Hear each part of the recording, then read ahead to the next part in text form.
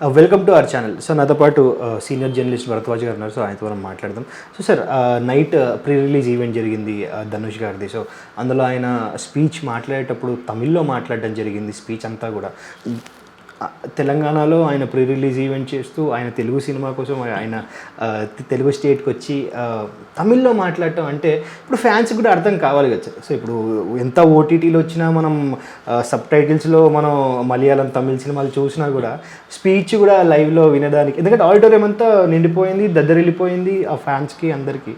So ఇలాంటి టైంలో ఆయన తమిళ్లో మాట్లాడటం అసలు ఏమన్నా అర్థమై ఉంటుంది సార్? దీన్ని ఎలా చూస్తారు మీరు యాక్చువల్లీ? అంటే జనరల్గా తమిళ్ ఇండస్ట్రీలో లేకపోతే తమిళనాడులో ఒక ఇది ఉంది. అంటే ఉనికివాదము అనేది, అస్తిత్వవాదము అంటాం కదా మనం. ఈ అస్తిత్వవాదం అనేది చాలా బలంగా వాళ్ళు మొదటి నుంచి వినిపిస్తూ వస్తున్నారు. అంటే తమిళనాడు అనటంలోనే అది ఉంది. అక్కడి నుంచి ప్రేరణ పొంది ఈయన తెలుగుదేశం అన్నాడు ఎన్టీ రామారావు గారు. కాబట్టి ఈ అస్తిత్వవాద కార్యక్రమం వాళ్ళకి మొదటి నుంచి ఉంది. అయితే ప్రస్తుతం మార్కెట్ ఎక్స్పాన్షన్ ప్రోగ్రాంలో ఉన్నారు అందరూ. మార్కెట్ విస్తరణ కార్యక్రమంలో ఉన్నప్పుడు అందులో భాగంగానే ఈ సినిమాలన్నీ డబ్ అవుతున్నాయి. తెలుగులోకి డబ్ అవుతున్నాయి, హిందీలోకి డబ్ అవుతున్నాయి, మలయాళంలోకి వెళ్తున్నాయి, అన్ని చోట్లకి వెళ్తున్నాయి, కన్నడ తప్ప. వాళ్ళు ఇంకా గోడలు కట్టుకునే ఉన్నారు, గోడలు తీయలేదు. కాబట్టి ఏ భాషా చిత్రమైనా కర్ణాటకలో దాని ఒరిజినల్ స్వరూపంతోనే రిలీజ్ అవ్వాలి. ఏ భాషా చిత్రానైనా వాళ్ళు ఆదరిస్తున్నారు ఇప్పటిదాకా. తెలుగు సినిమాలు కూడా బాగానే ఆదరిస్తున్నారు. అదొక గొడవ. అయితే మీరు ఏ భాషా చిత్రాన్ని, అంటే ఏ భాషలోకి అయితే మీ సినిమాని డబ్ చేస్తారో ఆ భాషలో మీరు ప్రమోషనల్ యాక్టివిటీకి వచ్చినప్పుడు అక్కడ స్థానిక భాష మీకు వచ్చి ఉంటే దానిలో మాట్లాడటం అనేది బాగుంటుంది, గౌరవప్రదంగా ఉంటుంది. ఇప్పుడు రాజమౌళి తన సినిమాని హిందీ ప్రమోషన్స్ కోసం వెళ్ళి తెలుగులో మాట్లాడితే ఎలాగక్కడ బాంబే వెళ్ళి ప్రెస్ మీట్ పెట్టి తెలుగులో మాట్లాడితే ఒక దుబాసిని పెట్టుకోవాల్సి వస్తుంది. అంటే ఒక అనువాదకుడిని పెట్టుకుని, ఈయన మనం చాలా స్పీచ్లు చూస్తాం. అంటే మత ప్రచారకులు చేసేటువంటి ఉపన్యాసాలు, వారు ఒక వాక్యం మాట్లాడతారు, పక్కన ఒక అనువాదకుడు ఆ వాక్యానికి అర్థం చెప్తాడు. ఈ పద్ధతిలో పెట్టుకోవాలి. దుబాసిని పెట్టుకొని మాత్రమే నడపాల్సి వస్తుంది. ఇక్కడ దుబాసి కూడా కనిపించలేదు నిన్న. ఏది? ఈయన ఉపన్యాసానికి, ధనుష్ ఉపన్యాసాన్ని తమిళ నుంచి తెలుగులోకి అనువాదించడానికి ఒక దుబాసిని పెట్టుకుంటే బాగుండేది. నీ ప్రోగ్రామ్ ఏమిటి? తెలుగు మార్కెట్లోకి సినిమాని ప్రమోట్ చేసుకోవటం. ఇక్కడ అస్తిత్వవాదము, నేను నా తమిళ్ ఐడెంటిటీని నేను ఇక్కడ ప్రదర్శిస్తాను అంటే కుదరదు. మీరు మార్కెట్ ఎక్స్పాన్షన్ ప్రోగ్రాంలో ఉన్నారు. ముందు మార్కెట్ని గౌరవించండి. మార్కెట్ని గౌరవించటమే మోడర్న్ థింకింగ్ అనేది ఇప్పుడు ప్రస్తుతం నడుస్తున్నటువంటి పరిస్థితి. ఏ హీరో అయినా, ప్రతి హీరో ప్రతి ప్రాంతంలోనూ మార్కెట్ ఎక్స్పాన్షన్, మార్కెట్ విస్తరణలోనే ఉన్నారు. ప్రతి హీరో తన దగ్గరకు వచ్చేటువంటి డైరెక్టర్కి ఒకటే కోరుతున్నాడు, అదేంటంటే పాన్ ఇండియా సబ్జెక్ట్ పట్టురండి, మార్కెట్ పెరగాలి, కనీసం సౌత్ మార్కెట్ని టార్గెట్ చేసే సినిమా కథ అయినా పట్టుకురండి అని ప్రతి హీరో అడుగుతున్న సందర్భం మనకు తెలుసు కదా. అందులో భాగంగానే కదా మీరు రెమ్యూనరేషన్లు పెంచుకుంటోంది. రెమ్యూనరేషన్లు పెరగాలంటే మార్కెట్ పెరగాలి. మార్కెట్ పెరగాలంటే కొత్త మార్కెట్లో మీరు తెలియాలి. మీరు తెలియటం కోసం మీరు వచ్చి మీరేదో మీ తమిళ ఐడెంటిటీ కోసం మీరు తమిళ్లో మాట్లాడితే అలాగా మాట్లాడితే దుబాసిని పెట్టుకోండి. గతంలో స్టాలిన్ వీళ్ళు అలాగే చేసేవాళ్ళు. స్టాలిన్ అంటే తమిళనాడు ముఖ్యమంత్రి కాదు, ఒరిజినల్ స్టాలిన్ రష్యా అధ్యక్షుడు, Russian Soviet union communist party అధ్యక్షుడు. ఆయన ఎక్కడికి వెళ్ళినా రష్యన్ లాంగ్వేజ్లోనే మాట్లాడేవాడు. ఏదైనా ఒక ద్వైపాక్షిక చర్చలకు వెళ్తారు కదా దేశాధ్యక్షులు. ఇప్పుడు అమెరికన్ ప్రెసిడెంట్తో మాట్లాడటానికి వెళ్ళినప్పుడు ఆయన రష్యన్ లాంగ్వేజ్లోనే మాట్లాడేవాడు కావాలని. అది రష్యన్ ఐడెంటిటీ కోసం. ఒక దుబాసి ఉండేవాడు, వాడు అనువదిస్తాడు. దీని మీద చర్చిల్ జోక్ ఒకటి ఉంది.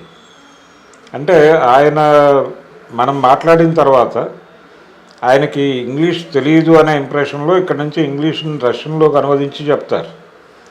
ఈ లోపు ఆయనకు ఒక గ్యాప్ దొరుకుతుంది. మనం ఇచ్చిన స్టేట్మెంట్ మీద ఆయన ఏం మాట్లాడాలి అనేది ఆయనకు ఆలోచించుకోవడానికి ఒక టైం దొరుకుతుంది. ఇది కుట్రపూరితంగా చేస్తున్నాడు స్టాలిన్ అనేవాడు ఆయన.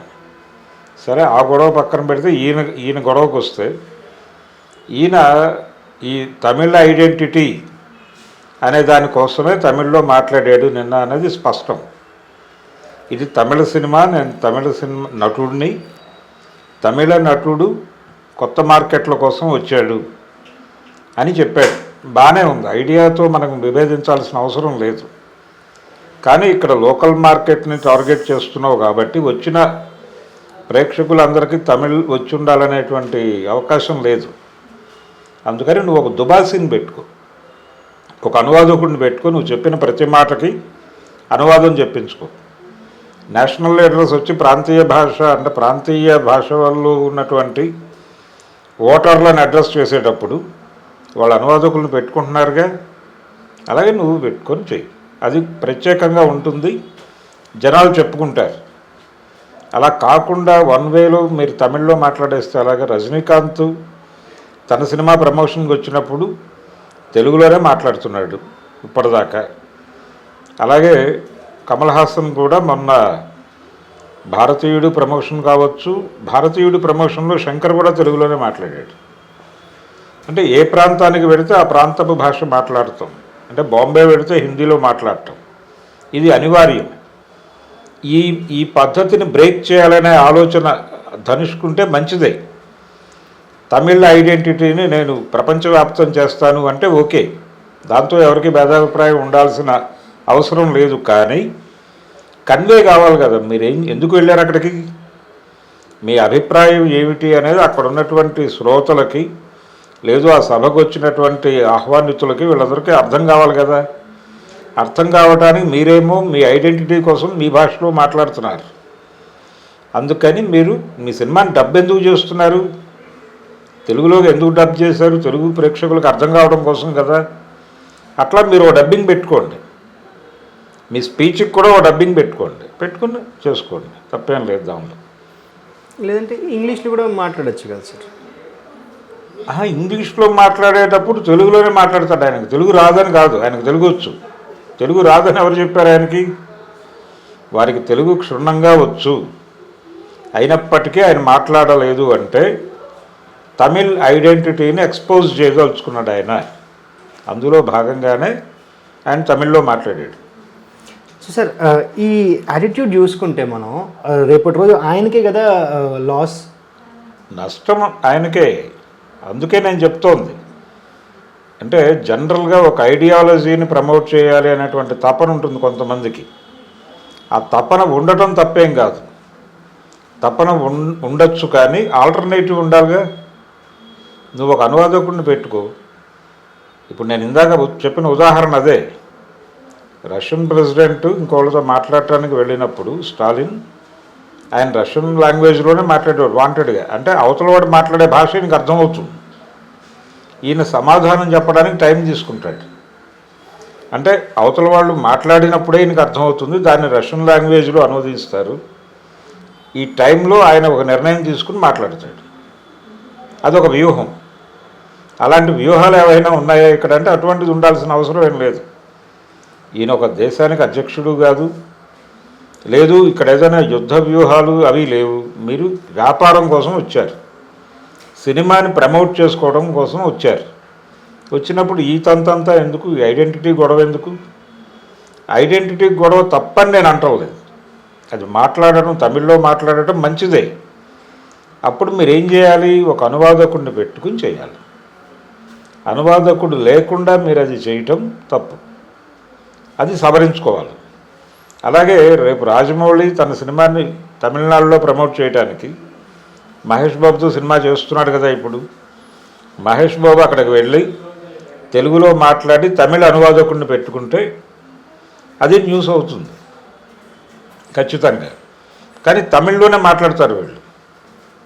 ఇప్పుడు ఆయన ఎలాగైతే తమిళ ఐడెంటిటీ అన్నాడో వీళ్ళు తెలుగు ఐడెంటిటీ అని, వీళ్ళు కూడా దుబాసీలను పెట్టుకుని మేము ఐడెంటిటీ కోసం, తెలుగు ఐడెంటిటీ కోసం మాట్లాడుతున్నాం అనగలరా అనేది చూడాలి. ఐడెంటిటీ కోసం మాట్లాడటం తప్పని నేనైతే అంటం లేదు. అది నా అభిప్రాయం కూడా కాదు, అది మంచిదే. ఎవరి ప్రాంతీయ అస్తిత్వాన్ని కాపాడుకోవటం కోసం వాళ్ళు వాళ్ళ కళల్ని, వాళ్ళ సంస్కృతిని, వాళ్ళ భాషని కాపాడుకునే బాధ్యత వాళ్ళకు ఉంటుంది. సన్ ఆఫ్ ది సాయిల్ అంటాం కదా మనం. అట్లా ఆయన తమిళనాడు తమిళియన్, ఆ తమిళ ఉనికిని కాపాడుకోవటం కోసం ఆయన అలా మాట్లాడటం తప్పు పట్టే అవకాశం ఎవరికీ లేదు. కానీ మీరు అనువాదకుడిని పెట్టుకోండి, డబ్బింగ్ పెట్టుకోండి. ఆయన సినిమా భాషలో చెప్పడం కోసం డబ్బింగ్ అని వాడుతున్నాను నేను. అనువాదకుడిని పెట్టుకోండి, అనువాదకుడిని మీతో పాటు తీసుకెళ్ళండి ప్రతి ప్రాంతానికి. ఇదే సినిమాని మీరు హిందీలో చేసినప్పుడు, బాంబేలో ప్రెస్ మీట్ పెట్టినప్పుడు కూడా ఇలాగే మాట్లాడతారా? తమిళనాడులో హిందీ వ్యతిరేక ఉద్యమం జరిగింది, మీకు తెలుసా? పెరియార్ నాయకత్వంలో యాంటీ హిందీ మూమెంట్ జరిగింది. ఆ యాంటీ హిందీ మూమెంట్కి ఇన్స్పైర్ అయ్యాడు ఎన్టీ రామారావు ఆ రోజుల్లో. అది జరుగుతుండగా ఈయన ఎంటర్ అయ్యాడు అక్కడికి 47 ఆ ప్రాంతాల్లో. ఆ ప్రభావం చివరి వరకు ఎన్టీ రామారావు మీద కొనసాగింది. కానీ వీళ్ళందరూ కూడా, ఆయన కూడా ప్రపంచ వేదికల మీదకు వెళ్ళినప్పుడు ఇంగ్లీషే మాట్లాడేవాడు. ఢిల్లీ వెళ్ళినప్పుడు హిందీలో మాట్లాడే ప్రయత్నమే చేసేవాడు. హిందీ నేర్చుకున్నాడు తను కావాలని, వాంటెడ్గా. అది చేయాలి. ఒకటి తను ఆ లోకల్ లాంగ్వేజ్ మాట్లాడాలి. రెండోది ఇంకొక పని చేసి ఉండాలి ఆయన. తెలుగు, తమిళ్ ఇవన్నీ ద్రవిడ భాషలు. నేను ద్రవిడ సాలిడారిటీని కోరుకుంటున్నాను అని కొంచెం తమిళ్లో ఓపెన్ అయ్యి, ఆ తర్వాత అక్కడ సుబ్రహ్మణ్య భారతి పోయిటరీ, ఇక్కడ శ్రీశ్రీ గారి కవిత్వము రెండింటినీ మేళవించి అప్పుడు తెలుగులో కాసేపు తమిళ్లో కాసేపు మాట్లాడి ఉంటే అదొక కలర్ ఇచ్చి ఉండేది. కానీ అది టోటల్ తమిళ్లో వెళ్ళటం మాత్రం ఇబ్బందికరమైన వ్యవహారం. ఆయన సవరించుకోవాలి, ఆలోచన సవరించుకోవాల్సిన అవసరం చాలా ఉంది.